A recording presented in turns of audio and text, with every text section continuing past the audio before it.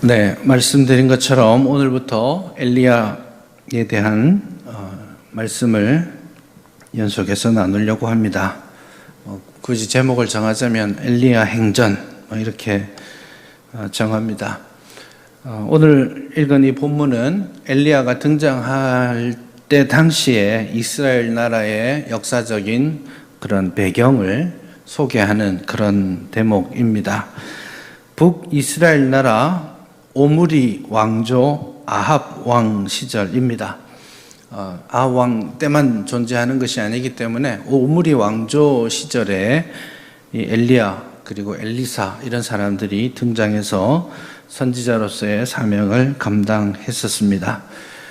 이 오므리 왕조는 특별히 열왕기서 전체를, 열왕기상, 열왕기하 전체를 이해하는데 결정적으로 중요한 역할을 합니다. 실제로 이 왕조가 그렇게 중요한 왕조는 아니라고 할 수 있습니다. 역사적으로는 겨우 한 30여 년 정도 이 오므리 왕조가 존재했었습니다. 얼마 되지 않았죠.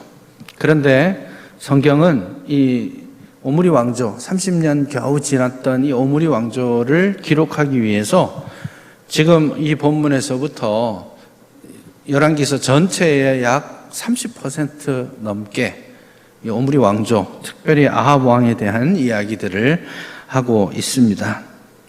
아주 비상한 기록이죠.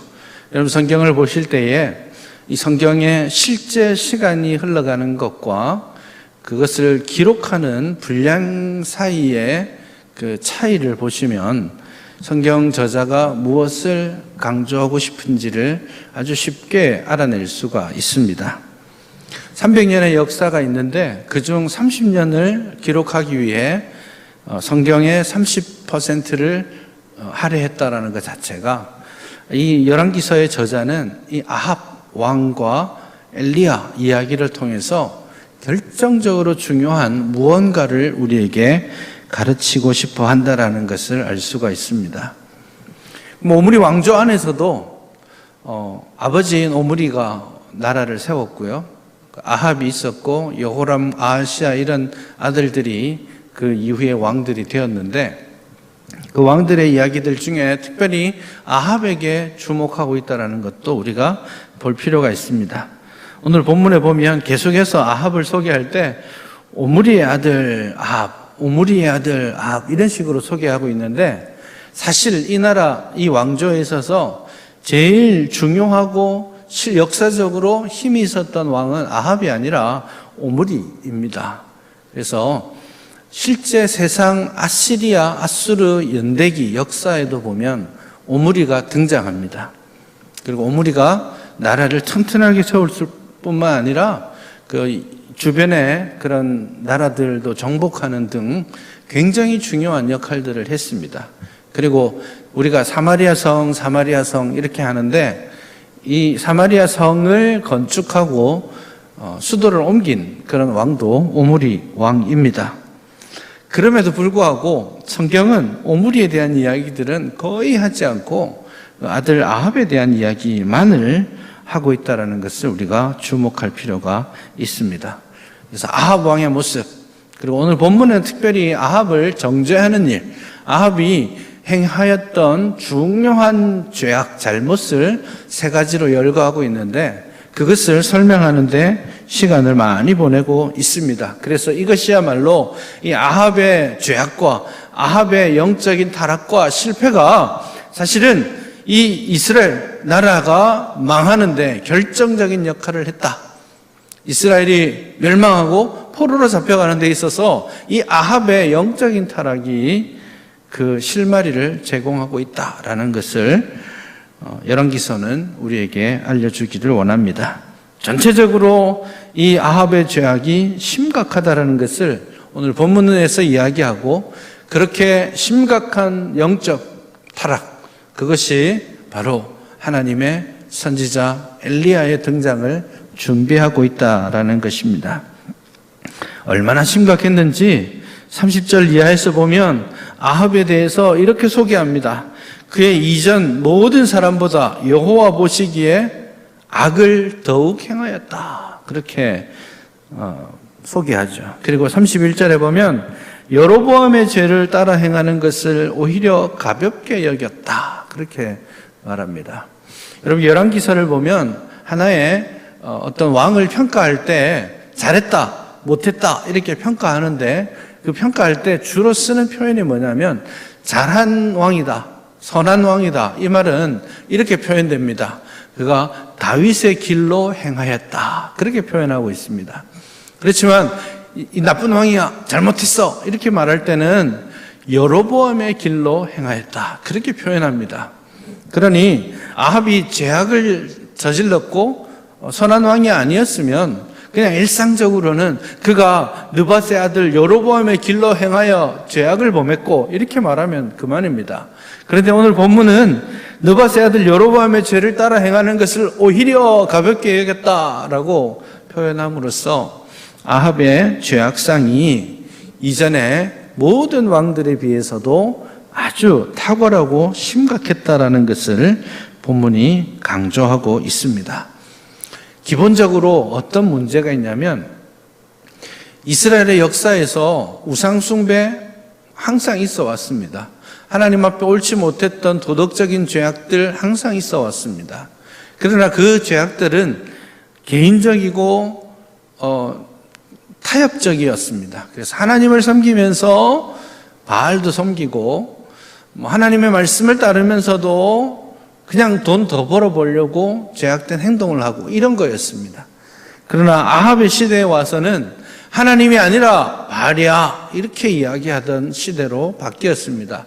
온 국가가 한 마음 한 뜻이 되어서 하나님을 버리고 바알의 나라를 세우려고 했던 그런 것이었죠. 그래서 국가적으로 바알과 아세라를 공식적으로 섬기기 시작한 것이죠. 심지어는 사마리아 성 안에 바알과 아세라를 위한 제단을 쌓고 신전을 건립하고 그 궁전 안에 이미 바알과 아세라를 위한 선지자들을 불러서 공식적인 예배 행위를 하고 있었던 것이죠. 그것이 아합과 그리고 그 왕조가 범했던 주요한 죄악들입니다. 그 죄악을 가능하게 했던 첫 번째 아합의 실정, 심각한 죄악을 오늘 본문은 이렇게 소개합니다. 그가 시돈 왕의 딸 이세벨과 결혼하였다라는 말을 제일 먼저 소개하는 것이죠. 31절에 보면 여로보암의 죄를 따라 행하는 것을 오히려 가볍게 여기면서 시돈 사람 왕 엣바알의 딸 이세벨을 아내로 삼았다. 그렇게 이야기합니다. 이세벨과의 결혼은 정치적인 그런 것이었습니다. 시돈의 이 왕은 원래는 히람이라는 솔로몬과 좋은 관계를 맺었던 왕이었는데 그 이후에 이 시돈의 왕이 엣바알이라는 사람이 왕이 되었고 그가 시돈 전체의 종교적인 분위기를 바알 신을 섬기는 쪽으로 이동하게 된 것이죠. 엣바알이라고 이름을 지었습니다. 자신의 이름을 엣바알, 엣은 히브리어로 치면 함께 이런 뜻입니다. 바알과 함께. 우리가 그냥 신앙적인 말로 하자면 이름을 주님과 함께 이렇게 지은 겁니다. 바알을 사모하고 바알과 함께 지내기를 원하는 그런 종교적인 어떤 마음의 소원들을 이름에 담아둔 것이죠. 바알과 함께 살겠습니다 라는 이름의 엣바알의 딸 이세벨을 아내로 삼은 것이죠. 이세벨은 성경에서도 볼 수 있는데 굉장히 전략적이고 굉장히 주도적인 그런 인물입니다. 그래서 그런 반면에 아합은 대단히 소심하고 여성성을 가진 그런 인물이라고 할 수 있겠는데요. 그 반대되는 성향의 두 사람이 만나서 아합은 급격히 하나님이 아닌 이세벨의 신이었던 바알을 섬기는 쪽으로 이동하게 되는 것이죠. 그래서 그 모든 불행의 첫 출발이 이방 여인 이세벨과의 결혼, 정도였다라고 그렇게 말씀합니다. 여러분, 실제로 성경 역사를 보면 아합 시대 오므리 왕조가 아주 강력한 왕조였기 때문에 아합 시대의 남쪽 왕의 이름이 여호사밧입니다. 아주 선한 왕이었죠. 이 여호사밧 왕이 선하고 하나님 앞에 충성된 왕이었지만 그도 또한 잘못한 게 있었는데, 그게 뭐냐면 아합과 이세벨의 딸과 자기 아들을 정략적으로 결혼을 시키는 일이었습니다. 그래서 북이스라엘과 남유다가 당분간 평화의 시대를 가져오기는 했지만, 그 불신 결혼이 이세벨의 딸이 유다 나라에까지 내려오면서 사실은 유다도 거의 멸망 직전까지 가게 됩니다. 다윗 왕조가 완전히 무너질 뻔한 그런 심각한 위기를 경험하게 되는데, 그 출발이 이세벨이라는 바알 신을 섬기는 이세벨의 등장에서부터 시작되었던 것입니다. 그렇게 본다면 여러분, 우리가 비록 불신 사회에 살고 있지만 불신자들과 교제하고 그들과 함께 살아가는 노력 당연히 해야 되고, 그럼에도 불구하고 이 결혼 문제는 굉장히 다른 문제입니다. 그들을 위해 사랑하고 섬기는 우리의 모습을 보여야 되겠지만, 결혼은 그런 사랑하고 섬기는 자리, 사명의 자리가 아닙니다. 영적으로 하나 되는 자리이죠.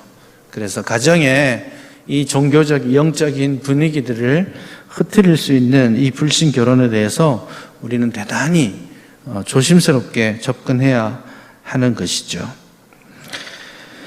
그렇게 불신 결혼을 통해서 이루어진 그 아합 가문의 이 영적인 분위기는 곧장 그 다음 죄악으로 넘어가게 되는데, 이세벨을 아내로 삼고 그 다음이 가서 바알을 섬겨 예배했다, 그렇게 말하고 있죠.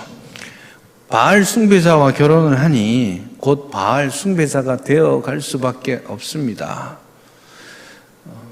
솔로몬 역시 마찬가지입니다. 정략적인 이유로 다른 나라의 공주들을 데려와서 그들과 결혼을 했는데, 솔로몬의 말년은 그들이 가지고 온 우상을 숭배하는 자리에까지 나아가게 되는 것이죠. 그래서 이건 아주 자연스러운 결과입니다. 불신 결혼은 곧 영적인 침체, 우상 숭배로 이어진다라는 것을 우리는 쉽게 알 수가 있습니다. 바알 신을 섬기던 이세벨이 왕의 권세를 등에 업고 왕의 이름으로 이방 신을 위한 신전을 세우고 그들을 위한 선지자들을 세우고, 그리고 막 돌아다니면서 소위 갈멜산 꼭대기 이런데 여호와를 위한 신전이, 제단이 있던 그곳을 다 허물어 버리고 하나님을 예배하던 모든 공간들을 바알과 아세라를 섬기는 그런 제단으로 죄다 바꾸어 버리게 되었던 것입니다. 수많은 하나님의 선지자들이 죽임을 당했습니다. 다 뿔뿔이 흩어지고 도망치게 되었습니다. 온 나라가 작당을 하고 우상 숭배의 길로 접어들었던 것이죠. 당연한 결과입니다. 그런데 이 세 번째 죄악에 대해서 오늘 본문이 무심한 듯 마지막 결론으로서 소개하고 있는데, 그것이 뭐냐면 34절에 보면 이렇게 나옵니다. 그 시대에 베델 사람 히엘이 여리고를 건축하였다. 여기에서 우리는 질문이 듭니다.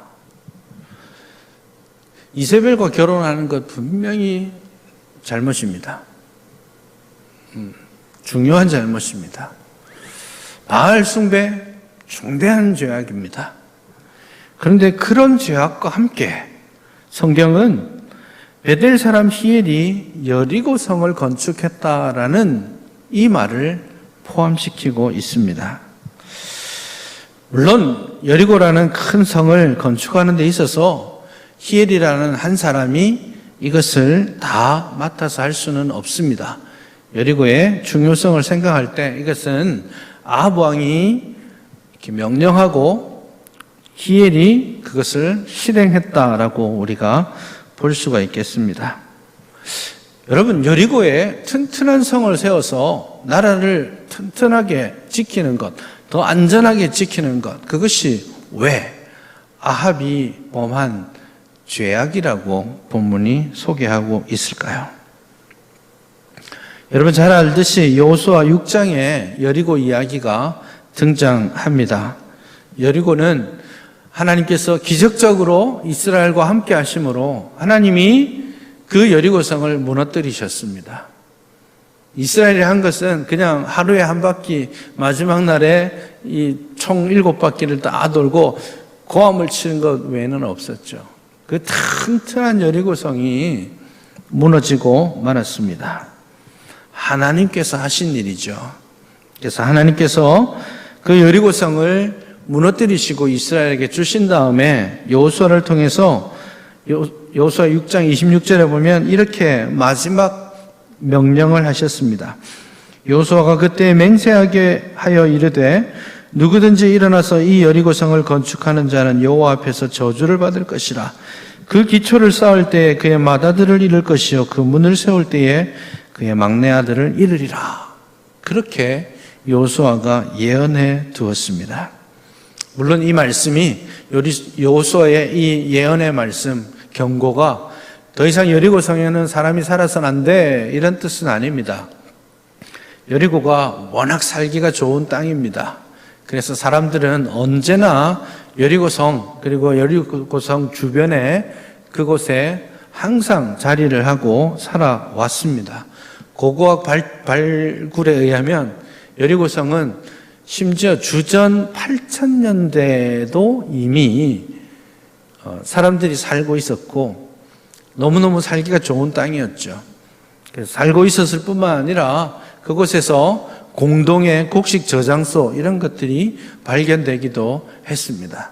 그 말의 의미는 사람들이 공동체를 형성하고 그 공동체 안에 일정한 정부와 같은 조직이 이미 권위를 가진 조직이 존재했다라는 것을 고고학은 우리에게 알려주고 있습니다. 아주 살기 좋은 땅이었고, 그리고 이 여호수아의 정복 전쟁 바로 다음에 사사기서에 보면 이미 여리고에 사람들이 살고 있습니다. 그러니 여리고에 사람들이 살아서는 안 돼라는 명령이 아니라 폐허로 무너뜨렸던 그 여리고 성을 다시 쌓아서는 안 된다라는 것입니다.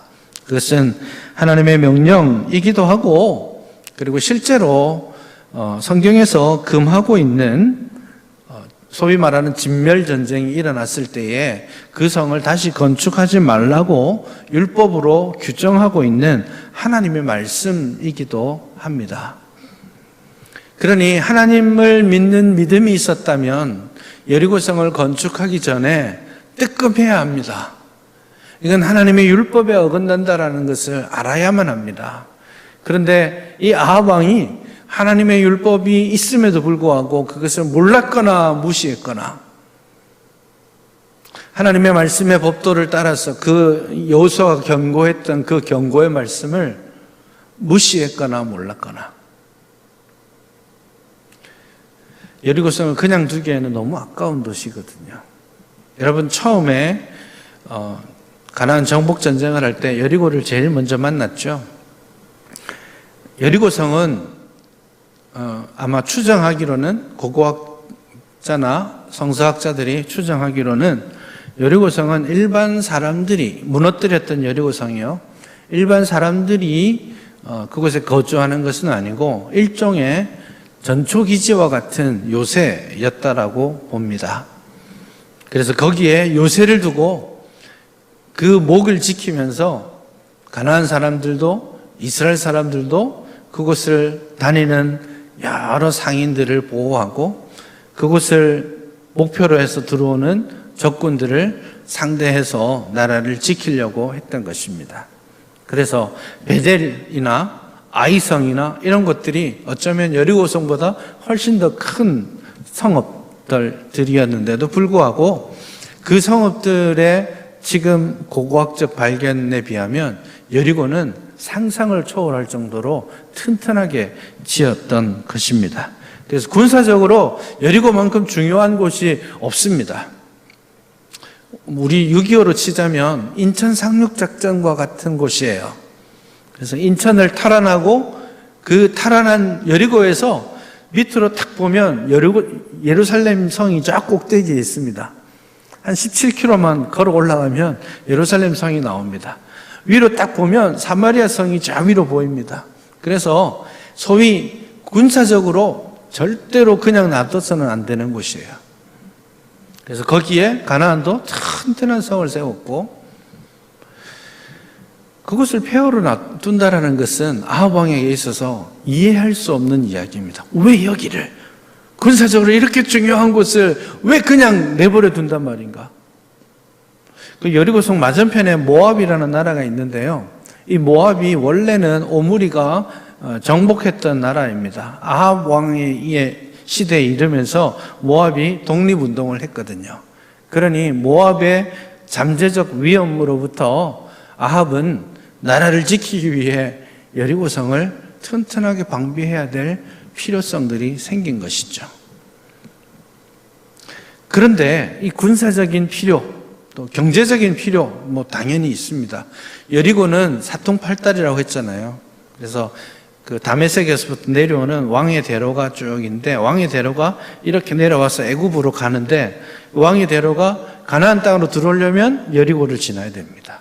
그러니 상인들의 경제적인 필요, 재물의 관점에서도 여리고는 튼튼하게 세워져야만 했던 것이죠. 그런 경제적인, 정치적인, 군사적인 그런 유익들을 생각하면서 여리고를 짓도록 아합은 명령했던 것이죠. 아합의 눈에 보였던 것은 하나님의 명령이 아닙니다. 아합의 눈에 보였던 것은 하나님의 신실하심, 하나님의 돌보심이 아니라 자기의 머리의 계산입니다. 돈이 필요합니다. 군사적인 힘이 필요합니다. 그래서 하나님의 말씀보다는 주먹의 힘을 더 믿기로, 자기의 머리를 더 믿기로 하는 것이죠. 지난 600년 동안 여리고성은 건축되지 않았습니다. 요새로서 세워지지 않았습니다. 다윗 왕 그 많은 군사활동을 했지만 여리고성은 그냥 폐허로 남겨두었습니다. 솔로몬 왕 죽을 때까지 솔로몬은 건축활동을 계속했습니다. 왕궁도 지었고 성전도 지었고 여러 곳을 다니면서 군사적으로 필요한 곳곳마다 성을 지어서 나라를 튼튼하게 세웠던 왕이었습니다. 그럼에도 불구하고 그런 지혜로운 왕조차도 여리고성만큼은 그냥 돌무더기로 폐허로 남겨두었습니다. 왜냐? 그 땅은 하나님이 지키는 땅이거든요. 이스라엘은 군사적인 힘으로 사는 나라가 아니었습니다. 아시리아가 일어날 때, 바벨론이 일어날 때 사람들은 계속해서 고민합니다. 어디에 줄을 서지? 아시리아에 줄을 서야 되나? 바벨론에 줄을 서야 되나? 아니면 제일 가까운 애굽에 줄을 서야 되나? 항상 고민하면서 여기서 저기서 조공을 바치면서 버텨왔는데, 그때마다 하나님께서는 내가 지키는 나라다, 이방 왕을, 이방 군사를 의지하지 말아라, 계속해서 역사적으로 말씀하셨어요. 하나님에서 떠나면 군사적으로든 안전하지 못할 것 같은 두려움이 생깁니다. 하나님을 떠나니까 더 가난해지고 어렵게 살 거라는 두려운 마음들이 생깁니다. 하나님은 오히려 대문을 열어두게 하십니다. 그 대문을 열어두고 돌무더기가 된 그 흔적들, 폐허를 보면서 사람들은 하나님의 위대한 일들을 고백합니다. 일종의, 여러분, 여리고성은 일종의, 우리로 치자면 아주 옛날 버전의 성지순례와 같은 겁니다. 예루살렘으로 와서 1년에 3번 예배하도록 하죠. 그 멀리서 예루살렘으로 올라가서 예배드리고 집으로 갈 때, 야, 온 김에 얼마 안 떨어져 있으니까 여리고에 한번 갔다 가자. 여리고에 온 김에 요단강에 한번 가보자. 그래서 거기에 요단강에 서 있는 12돌 여리고성이 무너진 그 흔적들을 보면서 아빠, 저건 왜 저래? 저거 왜 저렇게 돌들 세워놨지? 왜 저렇게 지저분하게 돌무더기를 그냥 버려놨어? 좋은 자리인데. 이렇게 했을 때 이스라엘은 지속적으로 그 자녀들에게 하나님께서 우리를 지키고 계신다라는 것을, 하나님께서 어떻게 우리를 돌보고 계신지를 고백하게 하는 신앙 고백의 장치로 역할했습니다. 그래서 폐허로 남아있는 그것이 사실은 군사적으로 약해지는 것이 아니라, 경제적으로 가난해지는 것이 아니라, 우리가 어떠한 상황에 처하든지 우리의 삶은 하나님께서 지키신다라는 하나님에 대한 신실한 신앙 고백입니다. 하나님께서 이것을 폐허로 버려두라고 하신 것은 너희가 이 군사적인 힘으로가 아니라, 이 경제적인 힘으로 일어나는 것이 아니라, 너희들은 내가 지킨다. 이 땅은 하나님의 땅이다. 그것을 주께서 우리에게 확정해 주시는 것이죠. 여러분, 교회는 어리석은 결정들을 하고 살게 되어 있습니다.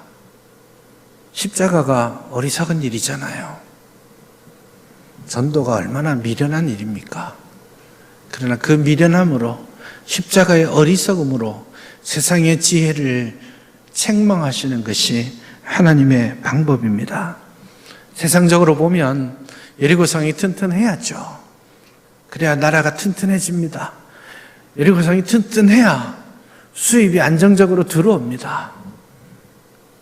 그래서 난공불락의 성을 세움으로써 나라를 튼튼하게 해야 된다고 생각하지만, 그 대문을 열어둠으로써 하나님이 나를 지키신다는 것을 고백하게 하는 것이죠. 교회는, 하나님의 백성들은 하나님이 지키십니다.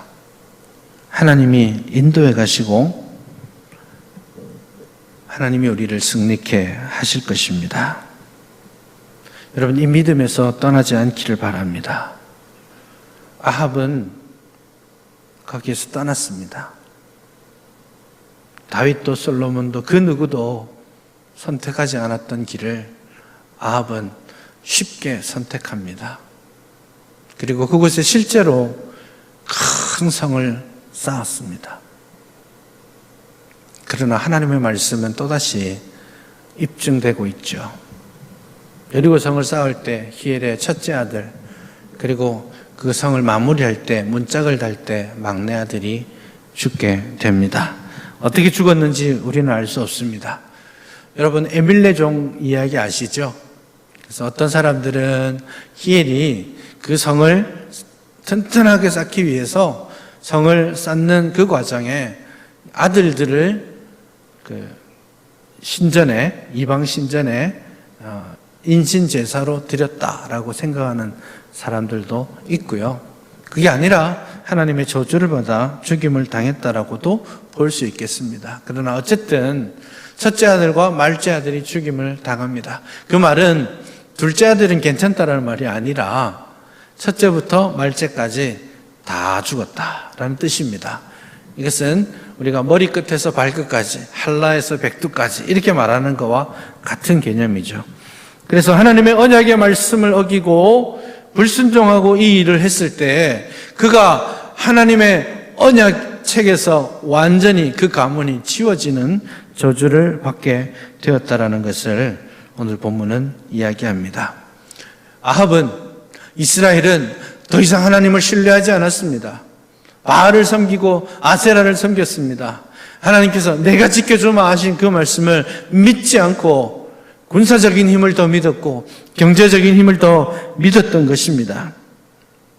하지만 폐허를 통해서 하나님께서 하나님의 신실하심과 능력을 증거하셨던 것처럼 이제 그 히엘의 자녀들을 잃게 하심으로써 하나님은 여전히 당신의 힘과 능력을 우리에게 증거해 주시는 것이죠. 여러분, 아합은 어떻게 죽었나요? 군사적인 힘을 의지했고 실제로 군대가 튼튼했었습니다.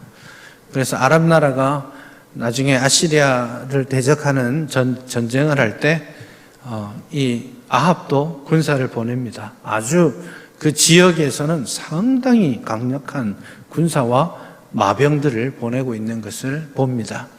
아주 튼튼한 나라를 세웠습니다. 그랬던 그가 어떻게 죽었습니까? 왕의 옷도 입지 못하고 이리저리 끌려다니면서 활에 맞아서 그냥 죽임을 당했습니다.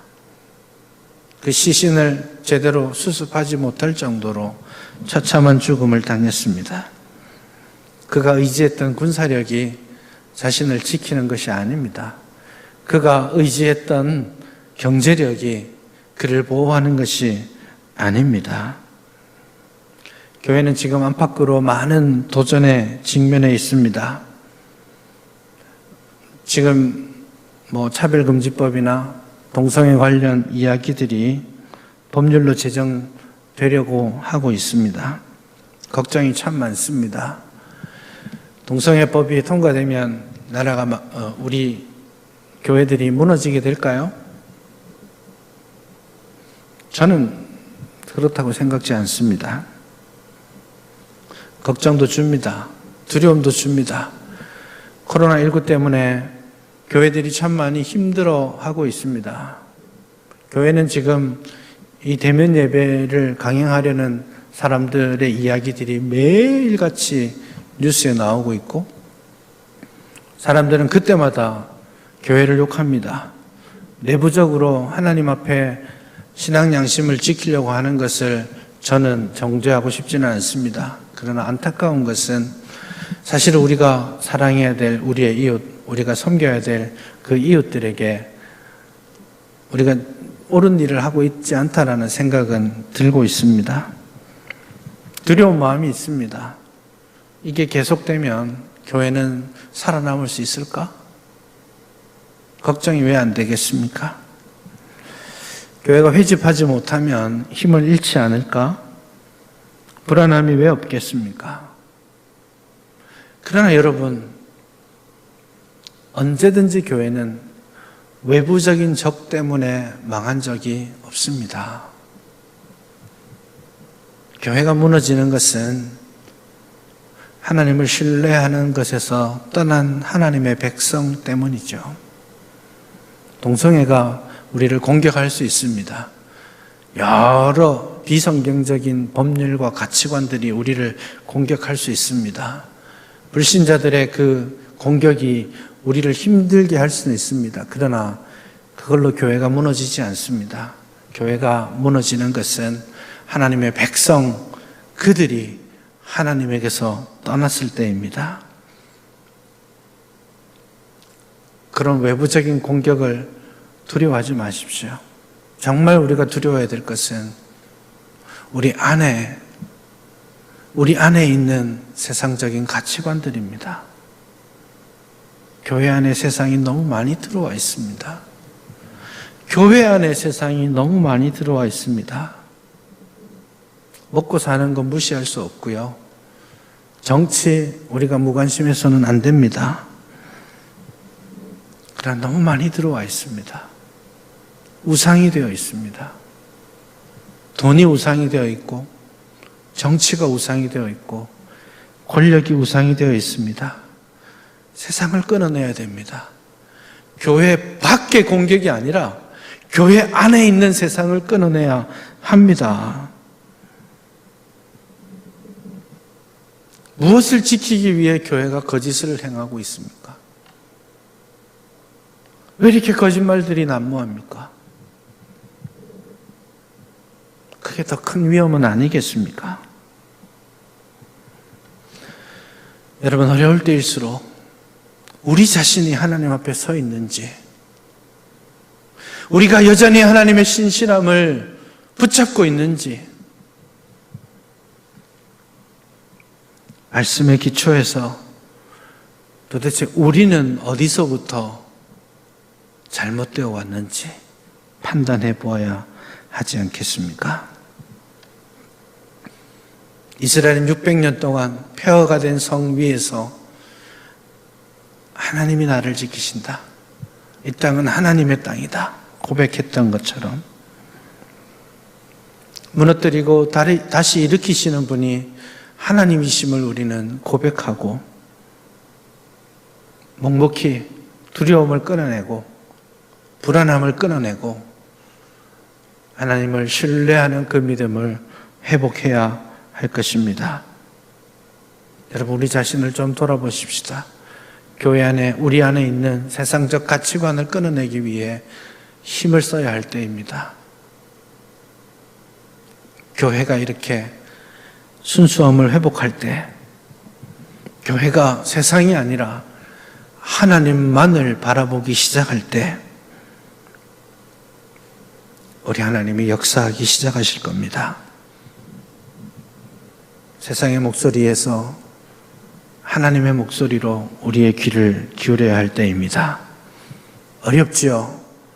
본질에 집중해야 될 때입니다. 어떻게, 어디에, 이런 질문 자꾸 하지 마시고 나는 누구인가? 나는 하나님을 신뢰하고 있는가? 묵묵히 나는 지금의 선택에 일희일비하지 않고 나는 묵묵히 하나님 편에 서 있는가? 세상 사람들이 보기에는 어리석을지 모르지만 그 질문을 끊임없이 하시고 하나님 앞에 우리의 깨끗함, 순수함을 회복할 수 있기를 주님의 이름으로 부탁드립니다.